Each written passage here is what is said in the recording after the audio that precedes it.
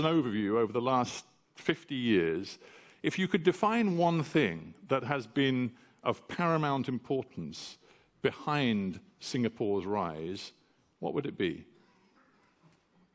An attitude of mind. We took advantage of disadvantage. We converted permanent disadvantage into continuing advantage. And that's a very fundamental attitude of mind. What disadvantage did we have? We were not a nation that was meant to be. It's a diverse group of people coming out of colonial migration patterns, very different origins, very different belief systems and religions. We were small, no domestic market. Decolonization happened suddenly, and the British withdrew their military forces quickly, and it impacted a very large part of the economy. We were surrounded by much larger neighbors to our south, about 50 times the size of Singapore, and at the very outset objected to the very formation of Singapore and Malaysia. We had every disadvantage you could think of for a nation, and we did not expect to survive. We were not expected to survive. But that, to Lee Kuan Yew and the pioneer team of leaders, was converted to advantage because it forces you to realize that all you have is yourself. The world owes you nothing. You're a piece of granite rock. Fortunately, it's granite, by the way. Not even a waterfall or mountains that allow you to have a little bit of hydroelectric power, nothing. Just a group of people of different origins who are willing to work hard and had to fend for themselves and make themselves relevant to the world.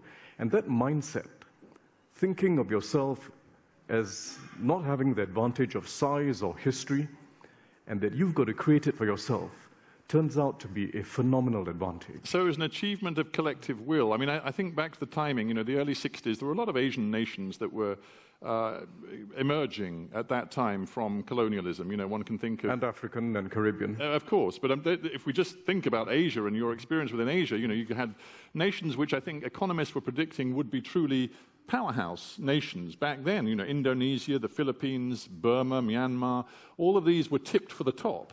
And yet, of course, we saw all of them in their different ways really struggle in the post-independence period.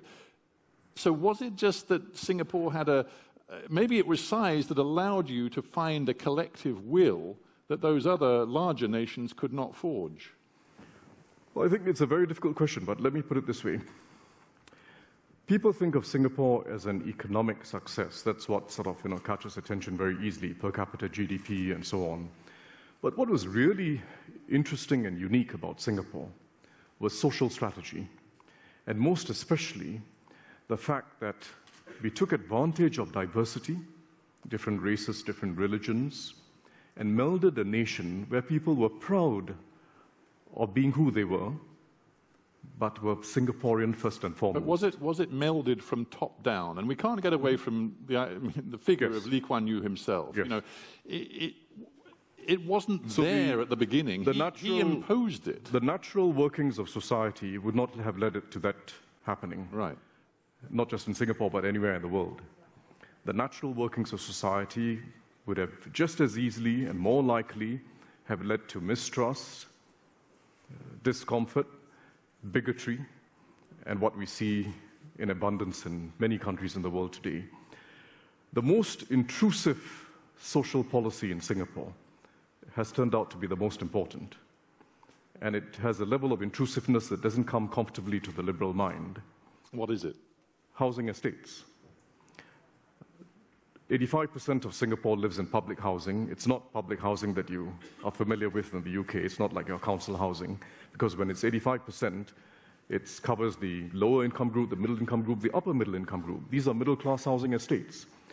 But every single block of flats, block of apartments, and every single precinct requires an ethnic balance. That's intrusive. How because you're constraining...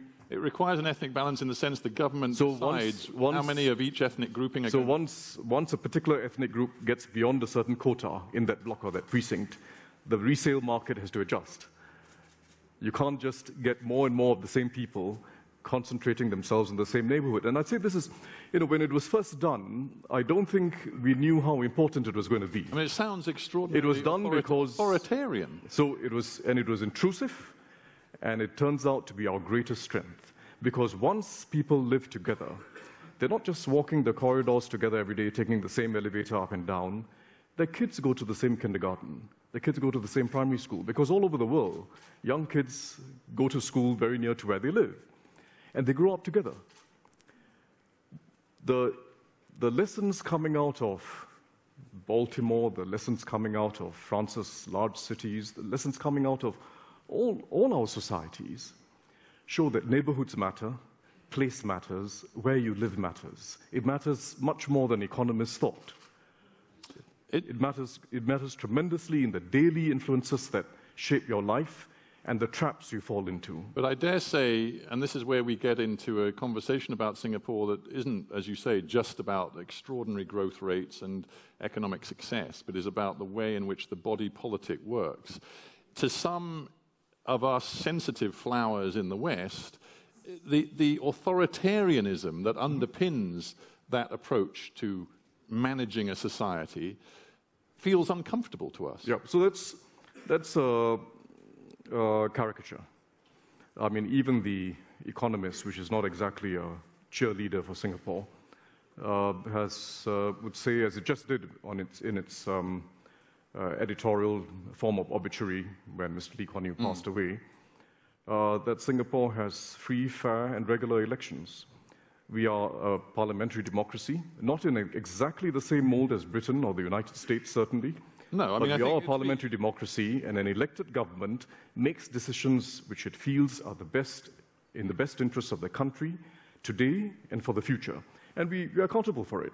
Yeah, I mean, it's a democracy of sorts. You don't have a genuinely free, truly liberated press. Not in the British sense. No, well, not in any sense. I mean, but in the much as I'd like to take credit for the notion of a free press, it's not a British idea.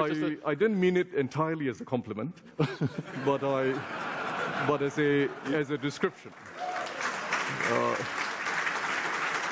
But as a description. You are missing page 3 of the Sun newspaper, and that's no great loss, I agree.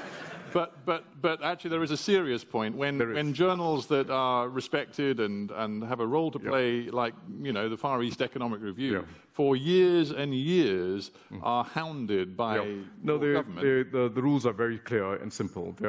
Singapore is an extremely open society by virtue of the number of foreign publications that are circulated, well over 5,000. The fact that Singaporeans are probably more than any other society broadband penetrated. The fact that they're English educated and have access to a whole world of information on the internet. It's an extremely open society. There's no doubt about it. We are unconventional in requiring in our laws that we have the right of reply when foreign publications publish something that we feel is false or misleading. We just have the right of reply.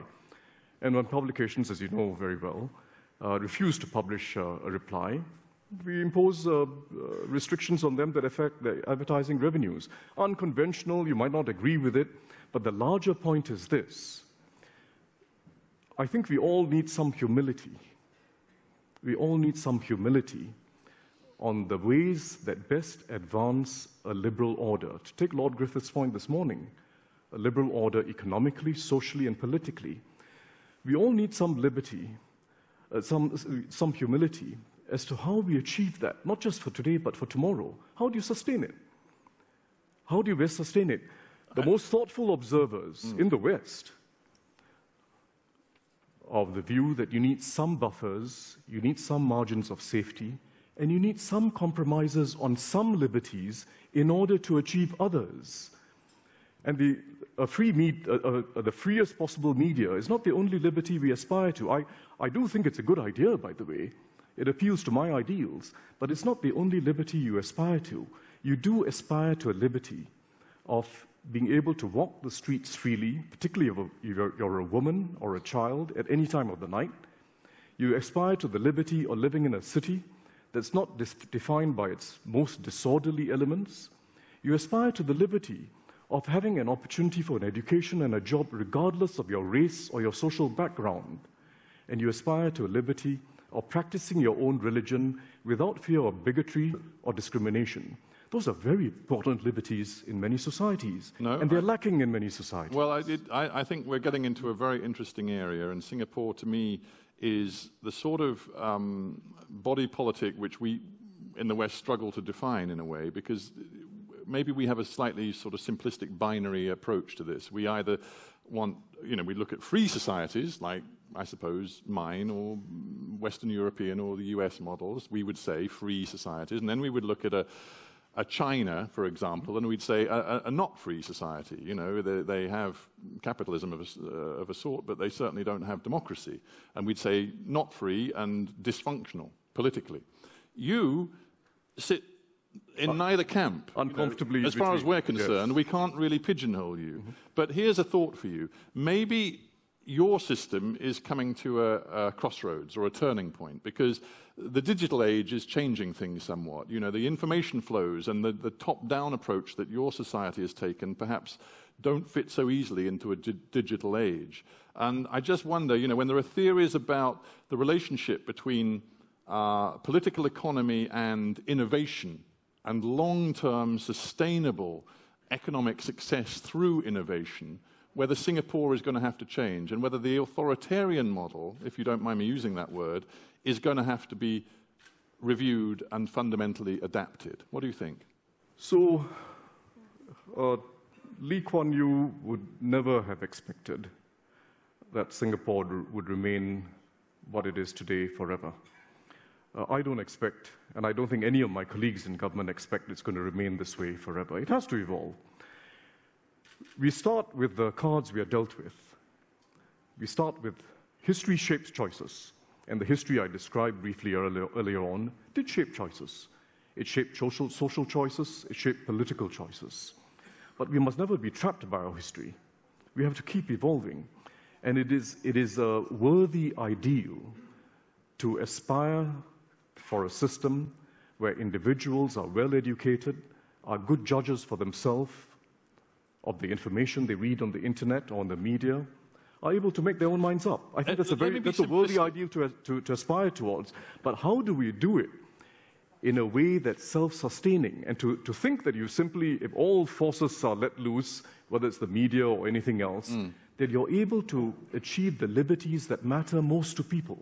Safety, freedom of religious belief, the freedom to aspire in life and achieve what you want through hard work. But those are very important liberties. But simplistically put, is there going to be room for more individualism in Singapore in the future? So if you look at Singapore today compared to not even 50 years ago, 10 years ago, it's a vastly different place. It's a vastly different place. Singaporeans are educated, discerning, skeptical, and critical people. They know what's what. There's no doubt about it. And Singapore continues to evolve. It's a function, of course, of the fact that we've had some success in education. It's a function of the fact that, as you say, it's a digital world. It's an open world. So there's no doubt about it. But let's not think that we are all moving teleologically towards that destination that you now see in the United States or UK. We'll all have to evolve, and we all need some humility as to how we progress democracy. But will Singapore always be the kind of society where the government says, ultimately, you can't live there because the quota for your particular ethnic grouping has already been reached, you've got to go and live there? Is it going to be that kind of society forever?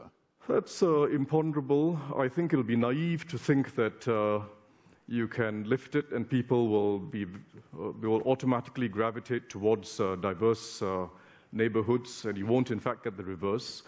Because if you look at the most advanced democracies, that's exactly what's happened. You have in the United States, you have in France, you have in Germany, you have even in the United Kingdom. In the United Kingdom, half the Muslim population lives in your bottom 10% of neighborhoods. Did it happen because of some random chance?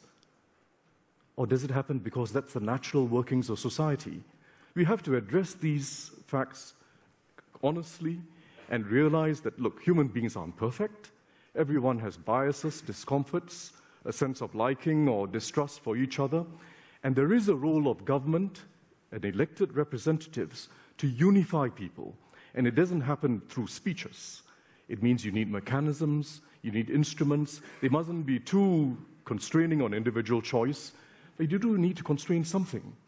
And you end up a better society, or don't you? That's the test, not whether the government is right. Do you end up a society that people feel more comfortable in? That's the real test. Now, it's easy to talk about Singapore, but quite frankly, this is a challenge we all face. Oh, absolutely. I mean, listen, I know full well that the sorts of issues that come out of making an ethnically diverse nation work are extremely important to a whole bunch of nations far beyond Singapore, not least my own. But it seems to me you are now facing some of the problems that other nations have faced for quite a long time. Let's talk a couple of specifics. One, immigration. Mm-hmm. Big issue in Singapore today. In fact, one could argue it's one of those issues which is prompting a new kind of very active, passionate debate where opposition is actually, coming out onto the streets, using the internet in ways that we haven't seen before. Because your government looks at the demographics of Singapore, looks at the need to keep growth going, and thinks, our own people aren't having many babies. We are going to have to manage continued immigration into the country to the tune of, I think by 2030, the plan was to turn a population of 5.3 million into 6.9 million. Not a plan, but it wasn't a plan. It was mooted anyway, and it drew an awful lot of opposition from native Singaporeans. Yes. So what are you going to do? You've got this problem. You need the numbers, but immigration, like in so many nations around the world, is now a hot and difficult political issue. What are you going to do? So it's a challenge that many countries face, and small countries face it more than others. Switzerland faces it in a very pointed way. Another small country that not only needs people for the sake of numbers, but its companies need talent and specialized skills to compete internationally. But we are a society. We are not just St. Gallen or Stuttgart or San Diego. We are a country. We are a nation. And that means it has to be a nation that people feel is their own. It's got to have social mores and a tone that people feel is Singaporean, but with an openness that allows us to take advantage of the skills and expertise and track records and networks of foreign individuals. So staying open, but remaining Singaporean at the core is what we have to achieve. Well, that sounds and it's terrific, a matter of balance. What are you actually going to do? Are you going to bring in this new, 30% of your population by 2030 or not? So we're already at 1/3 of our workforce that is foreign, and we hope to keep it there as long as we can without letting it rise indefinitely. And that's something we implement through labor market rules. We've got levies, we've got quotas, and so on. But you can't have a free-for-all. You can if you are one city in a larger country, but we are a country by ourselves, and you need a balance. And integrating foreigners in our society is just as important as thinking about the numbers, just as important as thinking about the quantity. You've got to integrate people as well as you can, and Singaporeans have to feel that, yes, this is my country, but I'm proud to be working in a world-class team. Now, another challenge you face is on the size of government. You've talked already with me about the investments made in housing, for example, and that's going to increase. I know it's a huge part of the public budget. Education. British politicians are in the election, they say we're failing in education, look at Singapore, and they cite your amazing exam record and your numbers of skilled graduates and the way in which you skill up your people. So you invest huge amounts in education. If you look at the figures, your government is actually an advocate of massive state spending. That's the way you run your country. And because you've got such a successful economy, you've managed to do it without, with budget surpluses until last year, where you just fell into a deficit. And I don't know whether you are worried that looking forward, particularly if you mix demographics with the size of your government and the ambition of your government, you are going to run into real problems. So, I think we're a very interesting case of a country that has low government spending, by the way, by most standards, as a percentage of GDP, low taxes. Well, as long as your GDP keeps climbing. Yes, but our starting point is not a bad one. We've got relatively low government spending and revenues, but we are able to achieve the social outcomes that countries with much larger spending do. And how do we do it? I think one of the very important lessons of the last 50 years is that traditional concepts of welfare and social expenditure and government intervention have led to a weakening of private initiative and personal responsibility. Not because that was the intent. It never was the intent. It was never the social democratic intent to weaken private initiative and family responsibility. I mean, look at the Scandinavian countries. They used to be amongst the most hardworking countries in the world. The Swedes were incredibly hardworking, industrious people. You're using past tense, are you? Have Swedes become lazy, or what's present active tense. They're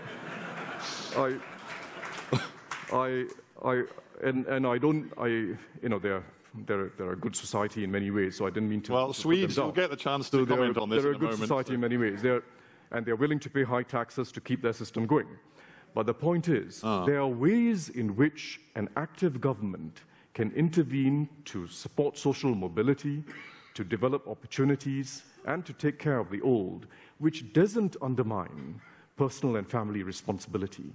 And that's the compact that we're trying to achieve. It's almost a paradox. You mean you're a bit more ruthless? Is that what you're saying? No, we are achieving a paradox of active government support for personal responsibility, rather than active government support to take over personal responsibility or community responsibility. Do you believe in the concept of a safety net? So we believe in a concept of support for you taking up opportunities. So we don't have unemployment. I believe in the sometimes simplicity of yes or no answers. What about this idea of a safety net?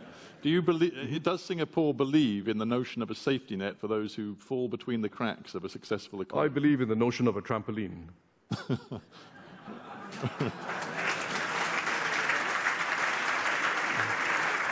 Yeah. So people are just bouncing up and down in Singapore. No, I mean, it boils down to what policies you're talking about. If you provide help for someone who's willing to study in education, to study hard, if you provide help for someone who's willing to take up a job and work at it, and make life not so easy if you stay out of work. If you provide help for someone who wants to own a home, and we are very generous in our grants for home ownership, which is why we have 90% home ownership. And amongst the low-income population, more than 80% own their homes. It transforms culture. It's not just about transactions. It's not about the size of grant. It's about keeping alive a culture where I feel proud that I own my home and I earn my own success through my job. I feel proud that I'm raising my family. It is a keeping that culture going is what keeps a society vibrant. Yeah. Actually, sorry to stop you for a sec, Tharman, but I completely forgot to publicize this very important vote we're having, which you guys have all taken up without me even prompting you. So just by way of getting those who haven't voted to vote, you know, we have got this question, which we're going to review at the end, but we can see where it's going already. After 50 years of growth and prosperity, Singapore will face the same structural challenges as the rest of the developed world. Well, 71% of you disagree. Presumably you believe, as the Americans would say, in Singaporean exceptionalism, which is an interesting idea. Do you believe in Singapore? No, I don't. I don't at all. No. Very little of what Singapore does is invented in Singapore. Very little. Our whole, to use the jargon, SOP, standard operating procedure, whether it's in cabinet or statutory board or a small public agency, is look at the rest of the world. Try to get some idea, some technique, some method that has worked well, and see how we can do it in Singapore, if possible, better. Try to avoid the mistakes that have happened. So that's an advantage of smallness, by the way. We never thought that we had it all in our minds. We never think today that we've got it all worked out, and this is a successful model, and that's it. We are never in a golden mean. But actually, getting back to smallness, what you described, and it's fascinating, the interventionism of the Singaporean government in the housing system, for example, or indeed in the education system. I mean, it's been so successful, but it is so micromanaged. I mean, that couldn't happen in a large country, could it? Well, I think the thought experiment that's more useful is what has happened in a large country, and how could you have avoided it? How could you have avoided what's happening in the, how do you pronounce the French term, banlieues? The banlieue, yeah. Banlieues. How could you happen what I described about your minority populations in Britain. How could you have avoided Baltimore?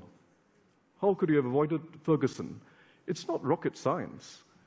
There are many thoughtful observers who point to what was happening decade after decade. And it's not about left or right, by the way.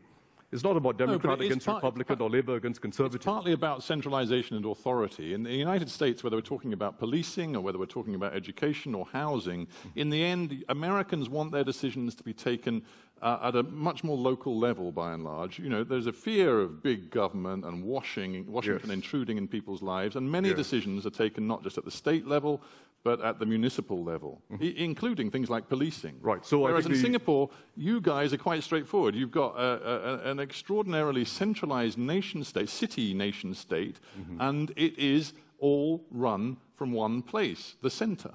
Yeah, it is a city, of course. And if you want to compare it, you can compare it to other American cities. St. Gallen, by the way, is larger than Singapore. And you have to ask, what is the responsibility of elected representatives? If we believe in social inclusion, if we believe in opportunities for all, we have to accept it doesn't happen automatically because of the invisible hand of the market or the invisible hand of society. It happens because you've got policies that seek to foster and encourage it. And what happened in the examples I've just cited is that you've got policies that went in the other direction. And they trap people. They trap people where they started. If you're black, if you're low income, you end up where you started. I may be oversimplifying, but that's the tragic truth. And that comes out of 50 years of evidence. And we try to alleviate. You think you are the world's perhaps greatest example of a meritocracy? No, I'd never put it that way. No? Oh, all right. Well, I'll put it that way for you then. You are. I would say, I would simply say we've taken lessons from abroad. We've tried to do what makes sense in our circumstance, and we've got to keep evolving our methods. Right. We've got to keep evolving our methods. I've got to shut up and let the audience ask proper questions in a moment, but one more from me. You've got a problem. Singapore made its great strides in the 60s, 70s, 80s, when the rest of Asia was, as we touched on earlier, many of its countries were under terrible misrule, misgovernment. Their economies were shot to pieces. And you guys, because you were extraordinarily efficiently governed, could make great competitive strides. It's a bit different now. I mean, Asia's full of tearaway growth economies. You know, obviously there's China, but there are many others too. Suddenly, the idea of Singapore being the great tearaway success of Asia in relation to all the others isn't so true, and maybe foreign investment, for example, might begin to think, you know what, Singapore's gone as far as it can go. There are other places we could put our money and see it bear fruit better than Singapore in the future. Are you worried about that? Well, Singapore wouldn't be where it is today if it didn't have to compete very hard against formidable competitors. They weren't always in Asia, they weren't always in the immediate neighborhood, but it's always been about competition. And that's how we've moved up from one level, from highly labor-intensive, low-skill, low-wage production, to what is now basically high-skill, high-wage enterprise. And it's a constant race. But don't forget the intangibles. Don't forget the intangibles. There's some advantage in being constant, in keeping to your promise, sticking to the contract, and building confidence amongst every investor that in 20 years' time and 30 years' time, the rules are not going to change. And being constant, does that mean that Lee Kuan Yew's family will always be in charge? No, I think that'll be most unusual. It's a meritocracy. It'll be most unusual if that was the case. Certainly, it's not the way in which, I can't speak on behalf of them, but it's not the way most Singaporeans would expect it to be. And certainly, you really wouldn't want it to be a situation like, if you look at... I thought you were about to say the United States, where it's either the Bushes or the Clintons. So let me, to be frank, if you look at parliamentarians below the age of 30 in India, every single one of them is a member of a political dynasty. Every single one of them. So we believe in meritocracy. It's hard work. It's sometimes imperfect. There are always advantage in family connections and wealth, but we've got to keep working against that. All right. Right. I love leaders of tomorrow. So leaders of tomorrow, put your hands up. Oh, there's one there waving enthusiastically. Hello, my name is Girish and I'm from India. Well, since we're talking a lot about diversity in Singapore, I was just thinking that India had largely a very similar time span. And if you look at the diversity, it had a very similar endowment in terms of diversity in belief systems, diversity in populations, and in some ways, similar colonial past. So given the same, India, however, has chosen to take a different route and a different approach to things. And some might say that there is a lot that India could perhaps learn from Singapore, a major difference being in the size and therefore perhaps in the agility and the ability to enforce that Singapore has. So would you have some things that India could learn, perhaps, or countries like India could learn from Singapore? Well, good. I'm going to stop you. Good question. I mean, in a nutshell, you're a very small nation. India's a bloody huge nation. Mm-hmm. But are there some universalities here that could apply across? Right. Got to answer that, just that one by itself? Yeah, go on. Okay, go on. Well, maybe a fairer comparison is to look at India compared to other large, complex societies, and China is a good example. India has the great advantage of a democracy, which ultimately I think is the most sustainable political system that we know of. But it doesn't have the advantage of accountability of elected representatives. China, in a curious way, despite not having a democracy in the political sense, has a very high sense of accountability on the part of its leaders. That isn't so for all authoritarian regimes, but it is so for China. And they have created a culture of accountability. I think India can create a culture. I'm slightly baffled. I think India can. You can come back to that if you want to. Well, we don't have time. I think India can create that culture. There's no reason why democracy should not have a culture of accountability with it. It just means that middle-class voters especially have to hold people accountable for what they promised and to see if they deliver. And it can be done. All right. Well, we're going to talk more about China and accountability over coffee, but we can't do it now. Yes, sir. Thank you. Mr. Prime Minister, I'm David. Name, I am David Simba. I'm from Uganda. Hi. Does Singapore today consider itself a developed country in the Harry Truman sense of development and development? And if so, what is its current geopolitical interest vis-a-vis dealing with the rest of the global south, including Africa and Uganda? Well, the word developed doesn't figure very much in our parlance, in our domestic debates or anything like that, because as far as we are concerned, we just have to keep improving. We haven't arrived. As I mentioned just now, I spoke about productivity and technology. I can talk about other things. I think the way in which European societies have developed respect for blue-collar workers and accorded them a place in the workplace, in governance, and in society, that exceeds most Asian countries. It's something that we still have to aspire towards. There are many things that have been achieved in the advanced countries that we still aspire towards. And is it? So I don't know what the definition of developed is. It's typically a some per capita income criteria, in which case Singapore sort of. And I think the question I also want to know whether Singapore now sees a priority in developing relationships with the emerging and the poorer countries of the world, particularly in Africa. We focus most of our foreign assistance and relations on developing countries in Latin America, in Africa, and especially in Asia. And to go back to a question that was asked earlier, I think we have to be quite honest about the fact that there are going to be limits to which we can solve the immigration problem in Europe or anywhere else in the world of the same nature by simply addressing it when they finally come. We've got to help countries manage their problems where they are. And we have to take very seriously the predicament and complexity of Africa and do our utmost through multilateral institutions and bilaterally to help them uplift themselves, solve problems at their source, not when they finally come. As I'm just literally 2 days ago back from Zimbabwe, I would agree with that entirely. Now, we've got to end. I want two more questions, but I want both from women, because I've failed to call upon women so far. Right, we've got two women neatly lined up right next to each other. So can two short, pithy questions from two females to finish.